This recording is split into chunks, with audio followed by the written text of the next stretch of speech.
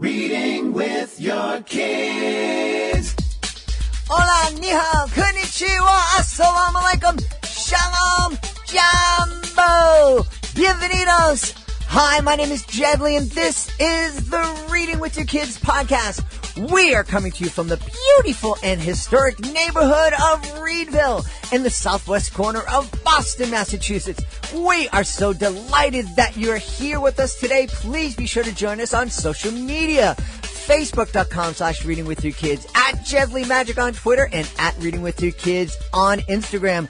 Our guest today is Bill Doyle. He's the author of Escape This Book, Tombs of Egypt.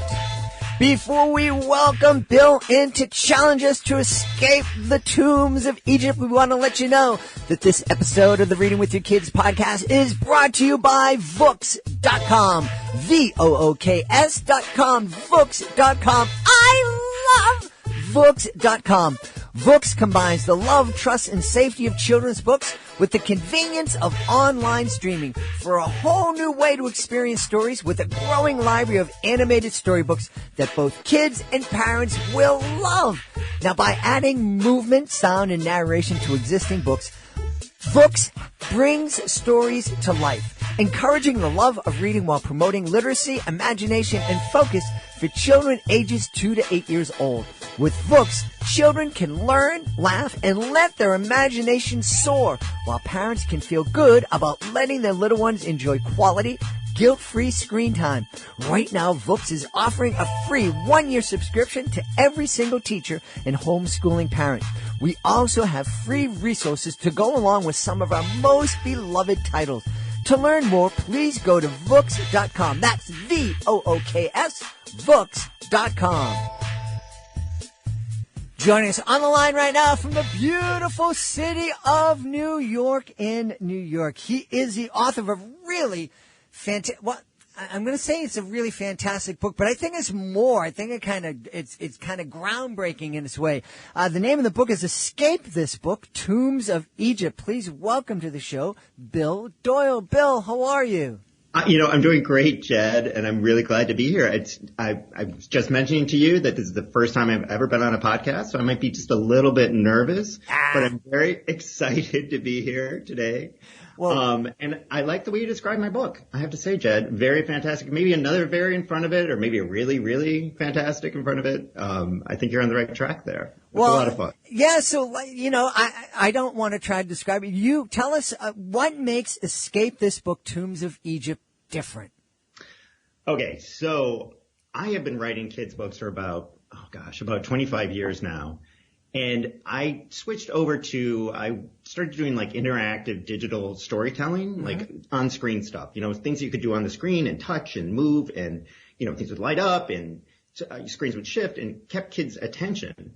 And I thought to myself, there's got to be a way to bring a lot of this cool stuff back into the print books that I love so much and that create such bonds and families and kids love so much. And I remember as a kid, I loved the way pages smelled. I loved everything about books, and I wanted to bring a lot of that interactivity back to print. So in these Escape This Book, it starts with Escape This Book Titanic, and then Escape This Book Tombs of Egypt just came out. And in it, in the Egypt one, you choose your own adventure. You get to be a pharaoh, a pyramid worker, or a modern day archaeologist. And what happens is you get to be all three at one point or another. It doesn't matter which you choose first. And you find your way through the book, and as you go, you're drawing. You're working with this character called a master escapologist, and your whole goal is to get out of the book. So he says to you, let's, try drawing this, or can you solve this riddle? And depending what you draw or answer, it determines where you'll go next. And then you often get to make decisions, and you get to demolish the book. You fold it, you tear it, you rip it, you poke through it.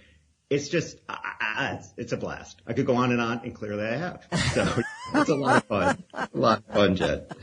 Well, that's really, I am old enough to remember, when my school books were on papyrus, but I remember when the first kind of really interactive video games were coming out, and they were really kind of clunky, and it told a little story. Of course, you had to pay to play it, but it told a little story, and then you get to one point you could go A or B, and it was phenomenal. I remember like going, oh, this is like mind blowing. This is so cool.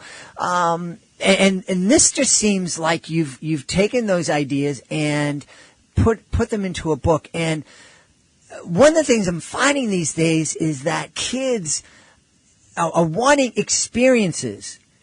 I think we've gotten to the point right now where the young, generation, the 19, 20-year-olds right now, my daughter, my son, they don't want to be entertained that much anymore. They don't want to sit down and be entertained so much as they want to go out and have an experience. And that's what this seems like. It's a really interactive, physical experience. It really is. And at the end of it, they have this book that is kind of like destroyed in one way, but it's a hardcover book. So it's captured everything inside. It's captured all their drawings, the way that they've gone through the book. It's captured their scores on activities. And it's filled with portable facts that they can share with their parents about like Egypt, or the first one was about Titanic.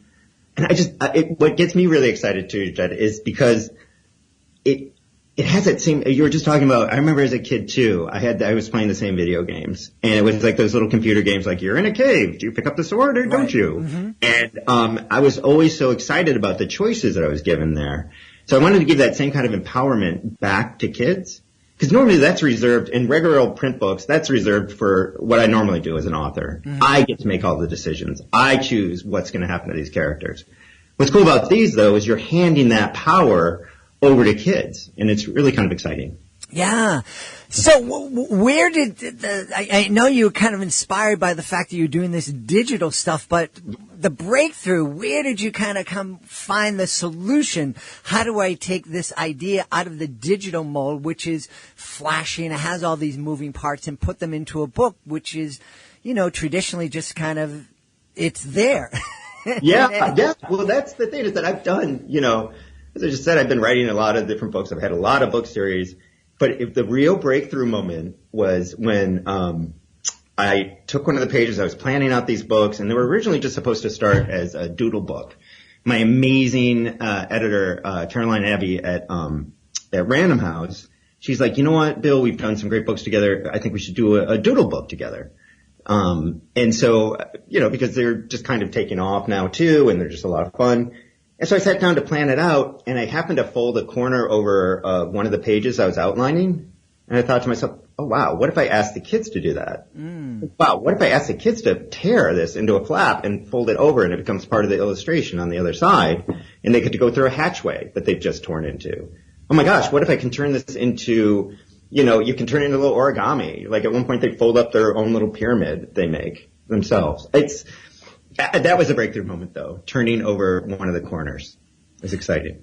I'm imagining that those moments in our lives where it's like, oh, there's this problem, and then it's boom, that eureka, voila! Right? It's like, whoa, this is so cool. That must have been, you must have been dancing in your office, I'm imagining. I really was, and I thought to myself, well, somebody must have put these three things together at one point. Choose Your Own Adventure, Doodle, and Demolish the book. And I, started looking around, and no one had done it yet. So that's when I got really, really super excited.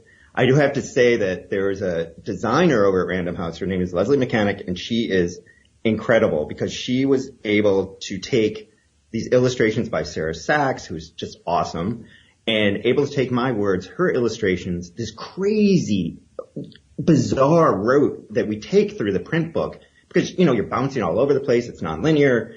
You're three different characters. It's amazingly complicated to get it all back to back so that when you tear through a hatch, you're actually going to go through the hatch to the right spot, or you're going to go to the right page when I tell you to go somewhere. Mm-hmm. So one minor little mistake and the whole book would fall apart. So the designers over there, I have to give them so much credit, and I'm so grateful because they put a lot of time into this, and it really shows. It's really starting to pay off, I think. So it's fun. Well, I have to give you a pat on the back, Bill, because, my daughter is in the music business, and she's, one of the things, anytime we go out to a show, if at the end of the show, if the artist doesn't introduce the other members of the band, right, it drives her crazy. And I don't blame her. You know what? I could have done this. Yeah, absolutely. You kidding me? My editor over at Random House, Caroline, she is amazing. Like, she just really believes in this series. And I'm telling you, Jed, I don't know, in mid-January, Barnes & Noble did a nationwide event for Tombs of Egypt where every single Barnes & Noble location at 2 p.m., they celebrated the release of this book with a big Escape This Bookstore event that I helped them put together. And they'd done it for Titanic last April, and it was a huge success and a lot of fun. And it's that kind of stuff. When you talk about, and I'm sorry I'm jumping ahead here, but when you mentioned that your daughter's in the music business, I feel like at that moment when Barnes & Noble was, talking about me and they had posters up about me, I felt like this is the way a musician must feel when they take over, a big stadium, or an actor feels on Broadway when there's like a marquee moment. I feel like so much happiness with this series and where it's taking me. Look where it took me today. It's just really fun. That's exciting. It's mind-boggling when you think about every single Barnes & Noble nationwide. Right. I can't tell you how many authors, indie authors who've been on the show who've like, I was in Barnes & Noble. And it's like, yes, that was great. No, and then to have it be in every store was just, they've just been really supportive, and I'm, grateful to them too. And, it's just been a lot of fun. But you know how it is. You're in the kids business, and I think that things, I don't know if you see the same thing. Things come in and out of popularity. Mm-hmm. Do you notice that as well when you go out, like what kids are looking for in an entertainer or entertainment or? Oh, absolutely. Absolutely. Yeah. Yes. And, when I'm doing my magic and I change it. I'm not a lot of my kids get frustrated sometimes because some of the magicians that they saw when they were 4, now that they're in their 20s and they see the magician again, he's doing the same thing. So we change things up, but I'm always amazed at something that's whoa, kids love this 6, 7, 10 months ago. They love this. Now all of a sudden it's like, they're not liking it. Did I do something wrong? Am I making a mistake here? But it's like, and I think that's the speed at what that at which that's happening is faster now, because things come in and out of style so much quicker than they used to. I agree with that. And then you look at all this, graphic novel stuff. I feel like I'm tapping a little bit into that with these books as well, because they're highly illustrated. There's some of the pages, there's panels on them, like with a graphic novel. There's information in bite-sized, digestible sizes, portable facts that kids can carry up out of the books and share with family and friends. And I feel like it's tapping a little bit into that, because it's interesting, because right now I've been writing for, 25 or over 25 years, these kids' book. And one of my publishers was Scholastic, and they sold millions of my books, and they're amazing. And I ended up do you remember Scholastic News magazine? Did you have that when you were a kid? I think so, yeah. Yeah, right? You probably had the book fairs, obviously. Oh, yeah. But this was the news magazine that would come in, and it's been around for like 100 years. And so I just took this job where I go in and I'm editor, because I'm editor now of this news magazine for third graders, and we, go out to over 1 million kids, and it's this amazing, fascinating way for me to now really tap into what kids are looking for and what they like. And I don't know, I'm just having a blast with just getting back in touch with what it is that, because as you say, it changes so fast. And now I feel like I have a direct pipeline to that, or I have a direct, sneak peek into that, I should say. That's really awesome.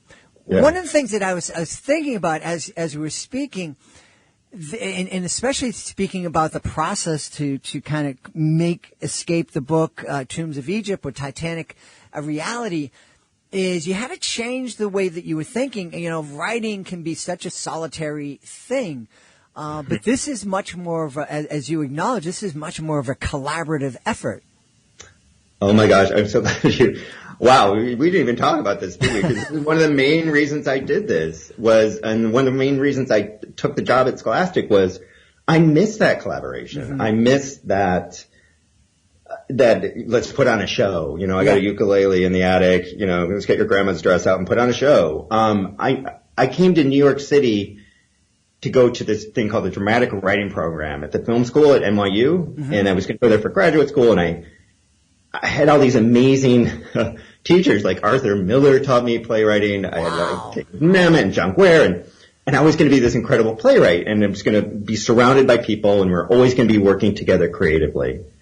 And that was something I loved. And just as it turned out, I just became this kids book writer. It just kind of happened that one of our professors was this man that wrote the effect of moon rays on man on the moon marigolds, or something like that. No, effect of gamma rays on man on the moon marigolds. And he also wrote this kids book called The House of Stairs. Have you ever heard of that book? No. House of Stairs. It's really cool. Anyway, he gave me his kids book agent, and then things took off from there. But what I did miss, it's like I missed, you know how it is to write. The only way to write is to be alone. You know, and that's for like a social guy, and I love hanging out with people. It's a tough thing. So this has been a wonderful, let's put on a show together. And now going back to Scholastic with Scholastic News Magazine, I'm like, I feel like I'm part of like a community again. And it's a lot of fun. That's wonderful. And I can hear it in your voice. I mean,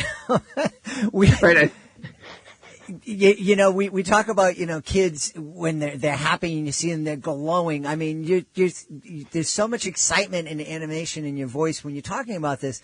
It's really fun. And, you know, so I'm imagining authors out there listening to this, or parents out there listening to this, thinking about, whoa, I want to really find ways to collaborate with others. Yes. And I have to say, I mean, we're all social creatures, and it's just so much more fun to, I don't know, it's funny, like I'll be at the magazine sometimes, and somebody will just be having a rough day, and I always just have to remind them, listen, everything that we do here, our attitudes go onto the page, no matter what we think otherwise. If we think we're a great actor and that we're just covering up the way we're feeling, or, you know, we're not really into this topic, and this is like, what am I doing? No matter what you do, that is going to come across to the page and get to kids' brains. You know, so you have to like adjust your attitude. You have to either change the topic you're working on, change your project, you know, take a little time off, take a breath. But whatever it is, you just have to be psyched about what it is that you're doing. And that's not to say that I'm psyched all the time about what I'm doing. That makes it sound like I'm always like, you know, dancing on the air or something. But you do have to, either if you're not, you have to find ways to change your attitude. So. Yes. As someone who presents, you know, educational magic shows in schools, I can't get on stage with a bad attitude. I know. So what's the big topic educationally magic shows that you're doing right now? Is it big science, Chad? No, it's character education. It's been the most popular show for the last probably 15 years is it started off as it was called Bully Free is a Choice to Me, and it's evolved over the years to right now we're calling it We Will Roar, Respect Others, and Read. And, you know, one of the things that I discovered, but, you know, talking to kids about not being a bully, and, you know, that was really, really important. But as I was doing it and presenting it and using that word over and over again, I realized, you know, it's more important just to talk to kids about being respectful of each other. Yeah. And being respectful of yourself. Because if you do that, well, then you're not going to be a bully. You're not going to sit back and let somebody else bully your friends. You're not going to exclude kids. And now through this podcast, I'm understanding that it's a lot easier to be respectful of others if we're well-rounded, if we've encountered people who are different than us. And a great way to do that is through reading. Yes. Yeah. Oh, absolutely. Did you grow up as a big reader? Was your family into reading? Is that why you love this so much? I started the podcast because of the relationship me and my wife have with our now adult kids. And, you know, looking back, there's a lot of reasons why we're close, but I think probably the most important was that we spent so much time reading with them. And, you know, that led to going and being in the dances with them when they had the parent-kid dances, and the football games and coaching and, you know, just doing all of that kind of stuff. I felt the same way. I'm telling you, I grew up in a family of readers, and I always wanted to be a writer. always, since I can remember. And I think it's because I would see my parents and my older brothers get all excited about what they were reading. Mm-hmm. Like they would go, they'd gasp when they found out who did it, or they would, get all excited. They'd just sit there with their head in the book. And I thought to myself, I want to be the person that makes other people feel that way. I want that, and I want to make that happen. And it is all because my parents were so into reading. It's true. It's interesting that you say that, because one of the things, and it's something that it fascinates me, because as a magician, I'm the person who makes people, and me and the kids that I bring up on stage to help me with the magic tricks, we hear those gasps. Uh-huh. We hear when it happens, it right there, and I get that immediate feedback.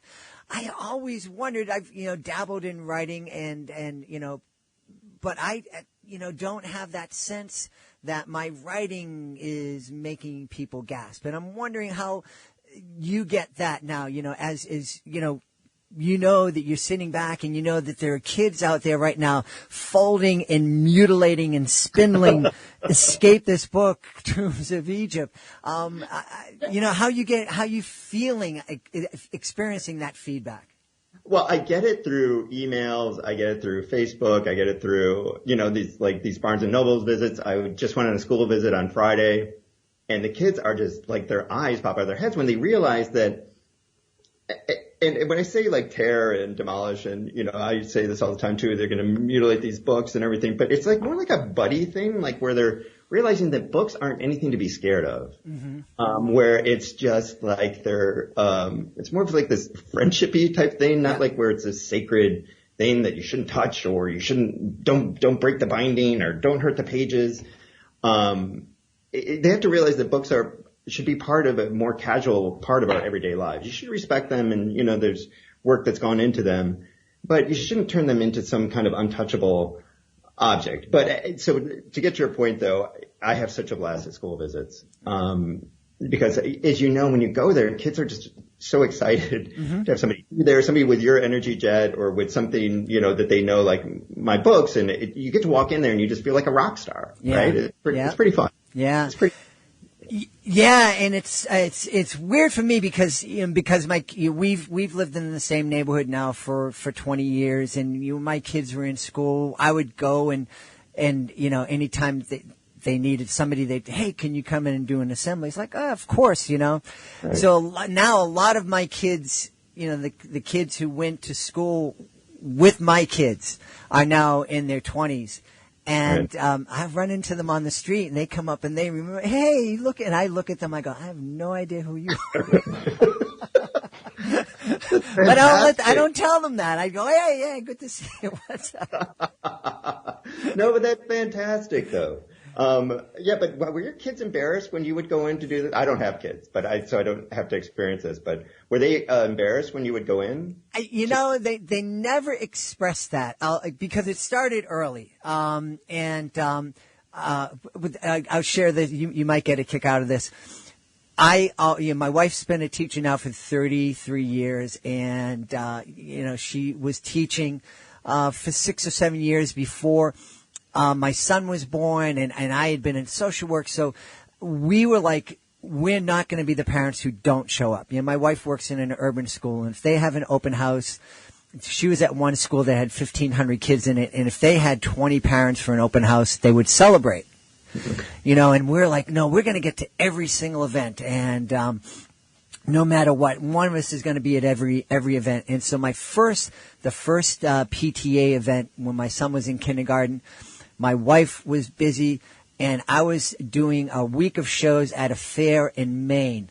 And I said, I don't care. I'm getting to that. So I finished the show in Maine. I jumped in my van, and I drove all the way down. And at that time, I was performing in whiteface.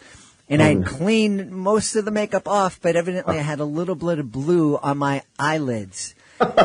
And so I went into this Catholic school 25 years ago, 20 years ago. And the big, no one said anything directly to me, but they were all going up to the principal and the kindergarten teacher going, dude over there has blue eyeshadow on. What's going on? Yes, that's good. You're a trendsetter is what you are, Jeff. That's good. Good for you. But my kids perform with me for a lot of times, and then so that was a real treat for me. That would be, I think, a lot of fun too. I'm sorry. And then your wife she's been teaching for 33 years. Teaching for 33 years. Yeah, absolutely. She's a special needs teacher in the Boston Public Schools. Does an amazing work. People always, I think, joke, and sometimes they're not joking. It's like, teachers that get summers off, they only work so many hours a day, and those people have no idea. I honestly, until I started doing school visits, like now when I go into schools, I have such a blast and it's so much fun. But when I'm done, I have to go home and lie down. I don't know how teachers do it all day, right? I mean, it's nonstop. Yeah. No, and there's a lot of energy, and then you go home, and there's a constant training, and the biggest strain I think on teachers is just going home, and you're caring about the kids. Yeah. And it's not like, I just shut it off and walk out. They're going home and go, is Susie going to get that? How am I going to help Tommy understand this thing? And it's just, it's a 24-hour thing, I think. Yeah. Yeah. No, I can see that. And I see that with a lot of teachers that I will go in. When I went in on Friday, I just was in awe of this relationship that she had with these third graders. And they were just so respectful and such good kids. And you think sometimes in New York City public schools, I don't know if you can hear the sirens coming. Absolutely. It's coming for me right now. So I'm kind of on the run, just so you know. But once they get by me, it'll be better. But I think it's an authentic New York City sound in the background. Sure. But anyway, I was just in awe of the way that the teacher, had this, all the kids respected her, but she kept it's such a tight, I don't know what it was. It was like this loving, caring, special, wonderful place where the kids felt safe and almost this respectful spaces that they were asked to be in. You know what I mean? I felt like, okay, she's very clear about what she expects from them, and she's getting respect from them, and yet she's still giving them a lot of love. I was just in awe of what she was up to. And actually, many of the teachers I go in, I'm just blown away by what they do. No, teachers rock. We love teachers. They do. We love teachers. Hey, listen, now you've made this breakthrough. It's Escape the Book. You've kind of changed. You turned publishing on its head, and that's really awesome.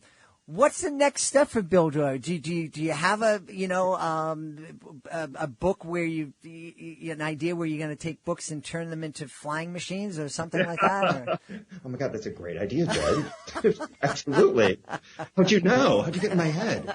The good news is that I feel like these books have some legs now. I think they're in 9 or 10 different languages already. Wow. And there's more and more all the time. It just went into Chinese was the latest one. So I feel like they're kind of got some legs. So we're going to do a third one. It's going to be Escape This Book, The Race to Space, and it's going to be about the Apollo missions.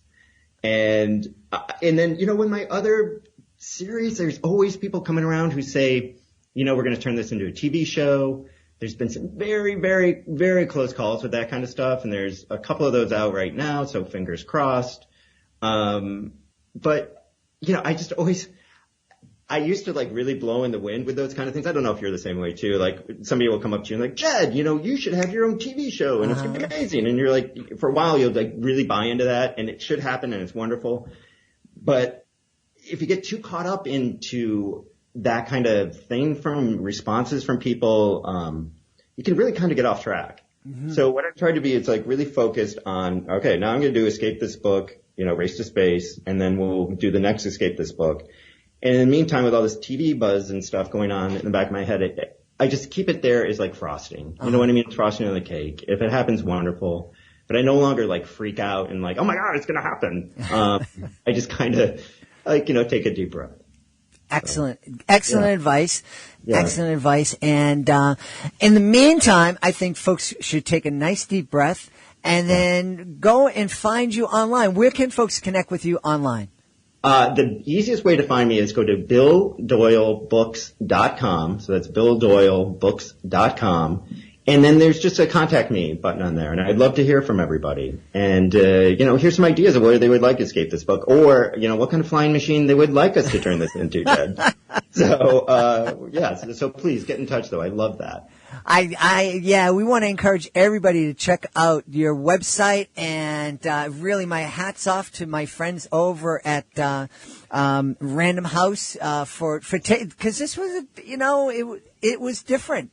Yeah. And, they had to take a chance on this. And, we have to give them, a lot of credit for that. And I'm so happy that you've,